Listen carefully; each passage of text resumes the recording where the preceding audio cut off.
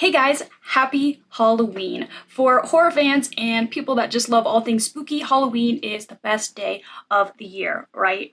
And what could be more fitting than to talk about one of the most iconic horror films of all time, the horror film that gave us both Laurie Strode, Jamie Lee Curtis, and Michael Myers, Halloween. Halloween night. A small American town. Originally called the Babysitter Murders. Thank God they scrapped that name, right? Because number one, what would we have to talk about on this Halloween if it was still called that? And two, I feel like if they kept it with that name, that would have really kind of potentially really limited what they could do regarding the mini sequels to come. Anyways, I've seen Halloween probably a dozen of times. I absolutely love it. I always try to revisit it around this time of year, and it's no wonder that it's regarded as such a great and cherished movie. The score is amazing, the discreet scares throughout, the pace, and of course Laurie Strode and Michael Myers make for a memorable experience. So Halloween is directed by John Carpenter, and he also does the score as well. I think that his directorial perspective is spot on in Halloween. I think that the music in conjunction with the visuals and the pace is really pretty flawless. The movie is obviously a slow burn, but I think they accomplish a good buildup of tension by taking this approach.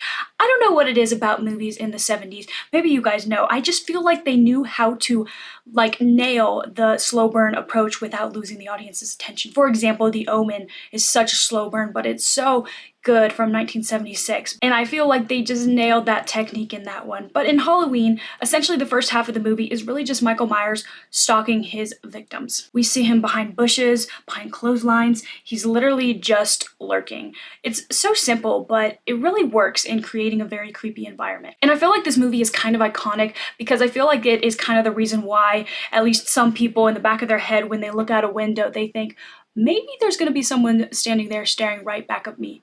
And hopefully it's not Michael Myers, but it might be.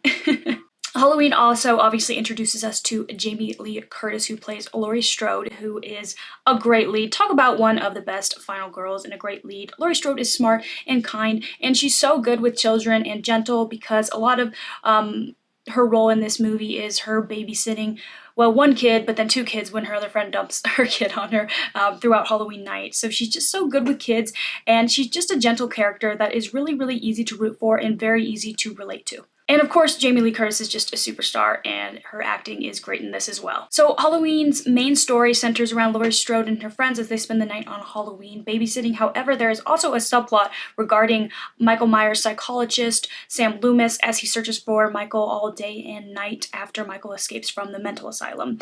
These two stories, I think, progress really naturally together, side by side, and they ultimately overlap at the end, which I really like, coming full circle, leading us to an ending that is really good. I love the ending of Halloween. The cliffhanger that we're left with is genuinely creepy, and then the soundtrack right at the end in parallel really seals the deal for me. It's a great ending. And Michael Myers is obviously one of the most iconic horror villains of all time, and understandably so.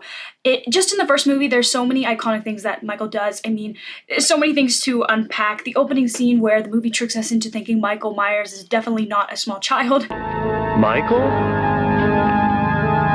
All of the POV shots behind his back and the breathing through his mask that we hear throughout the movie. The sheet that he puts over his head to imitate Linda's boyfriend Bob with the glasses on. Iconic. The slow sit up from the floor when we all think that he's gone.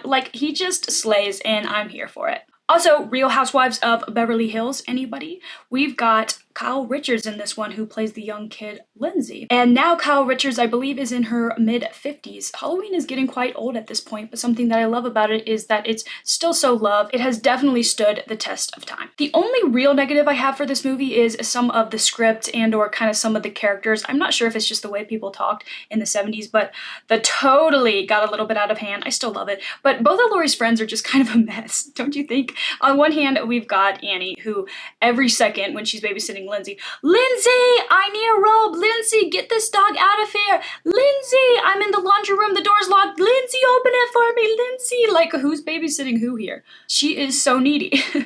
And then on the other hand, we have Linda, who literally just totally Totally. She just, the whole time, totally. There's one line that stood out to me where Laura's like, shoot, I forgot my chemistry book. And then we got Linda going, you totally don't need your chemistry book. I totally don't use math. I totally don't need chemistry. Why would you totally need that? Totally. I don't even understand why you would even totally think that you would even totally need to go back to school to totally get your chemistry book. Oh my God.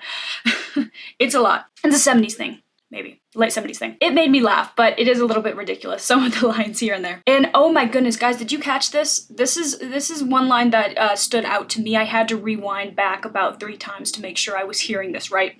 So there's a scene where you've got Linda and Bob.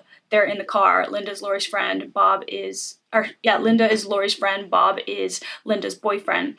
And they're getting ready. They're getting ramped up to go inside the house to do some adult activities, right? So Bob literally turns to Linda and says these lines, more or less. Pretty sure this is exactly what he said. So I'm Bob. Linda, first I rip your clothes off. Second, you rip my clothes off. Then we rip Lindsay's clothes off. Wait, what? Pause. Guys, did I hear this wrong? I don't think I heard this wrong because I backed up about 3 times and was like, did Bob just say that? Keep in mind, Lindsay's like the 8-year-old girl that they're babysitting, or that Annie is babysitting. Excuse me, what, Bob?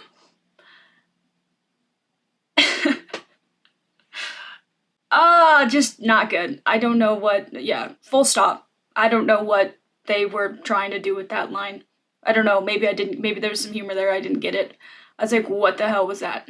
Anyways, I hadn't really noticed that in the past, but what the was that? That was such a strange line, okay? But anyways, just apart from a couple outlying lines that I thought were kind of strange here and there, Halloween is an iconic classic. The score is remarkable. The pace builds up the tension really well. The mood is set just right. We've got both a compelling protagonist and antagonist, Laurie Strode and Michael Myers. I just love Halloween, both the day and the movie. Halloween for me is a 4.5 out of 5. I think that it is such a great movie. I appreciate also what Halloween did for horror in revolutionizing the slasher subgenre and also influencing other horror movies and antagonists. And of course, it has stood the test of time, like I said. The general consensus obviously is very good for this one. Average audience score is a 4.4, 96 on Rotten Tomatoes. I'm pretty sure the audience score on Rotten Tomatoes is an 89. I mean, it's just a beloved movie. It's just a timeless classic. At this point, I assume everybody has seen Halloween. If you haven't seen it, go see it. You gotta see this one. I recommend this to anyone, obviously, that loves horror because people that love horror know this film did a lot for the genre. And I also recommend it to anyone who doesn't love horror. I mean, it's from 1978, so it's obviously very tame. I think if you don't like horror, it still is like a really good one that you can get through very easily on a Halloween. Watch it today and you'll enjoy it. It's spooky and it's definitely an iconic one, so if you're gonna watch any Halloween movie on Halloween, watch Halloween. It just makes sense, right? Well, happy Halloween, everybody, and I hope you guys have a spooky, yet fun, yet great day. Stay safe, and thank you guys for watching, and catch me next time.